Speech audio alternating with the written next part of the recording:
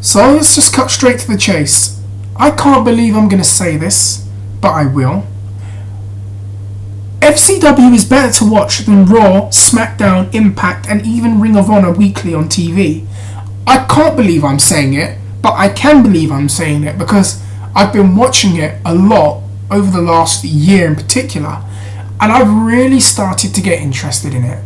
It's only an hour, or really 45 minutes. It's only a 45-minute show, but I really enjoy it, and I really want to talk about it. And I've said, if there's something I like the look of, or something I see that I'm into, whether it's in MMA or wrestling, then I need to come out and speak about it and share it with everyone. So I want to talk about why I enjoy FCW more than the other stuff that I've watched. And the funny thing is, a lot of FCW's roster has been built on Ring of Honor talent. I prefer FCW because I find it's a good, solid wrestling show.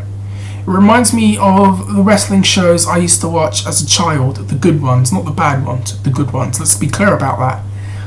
The belts mean something. Wins and losses have an impact on the wrestler's career. You get enough time to kind of get to know the personas, and you can get into the matches. And I think in particular over the last year, with the additions of guys like Tyler Black, Seth Rollins, who needs, in my opinion, to be on SmackDown. Quit fucking around. Let's not do this NXT Season 6 bullshit. Let's not prolong it. He's better than most of the guys on the roster. Please just put him on SmackDown or Raw. Well, really SmackDown. Put him on SmackDown. Put Cassius Ohno, when he gets used to the style, on SmackDown. I mean, let's not prolong it with this NXT stuff because no one watches it, unfortunately, except me when I'm doing my ironing, and I'm ashamed to admit that. And I mean, come on, it's not going to do anything for anyone. But anyways, I watch FCW and I really get into it, and the additions of guys like Seth Rollins, who is just electric to watch. You have talent like Chris Hero, Antonio Cesaro, who I really like. I'm a huge fan of his. I think he could be a big star for that company if used properly. People like Husky Harris, who I'm actually a fan of. I like the fact that he doesn't look like everyone else, and yeah, he's fat and he's got these tattoos, but a guy looks like an absolute bruiser, like one of those guys you'd see in your local pub that, you know, has got a bit of a rep. They're giving him a new gimmick now of this overzealous preacher, and I think he plays it well, but why can't he just be himself? I think he would get over being himself. But back to what I was saying, I enjoy the show. There's always good matches on there. There's always something interesting to watch. And whereas with Raw, they start an angle and then they stop it before it even gets started, or they introduce a new act and they have the guy lose 8 times and then wonder why this person can't get over, or someone gets over and then, in the case of Zack Ryder, just destroy the guy for 6 months, kill any momentum that he could have had and any career progression he could have made because they didn't make him.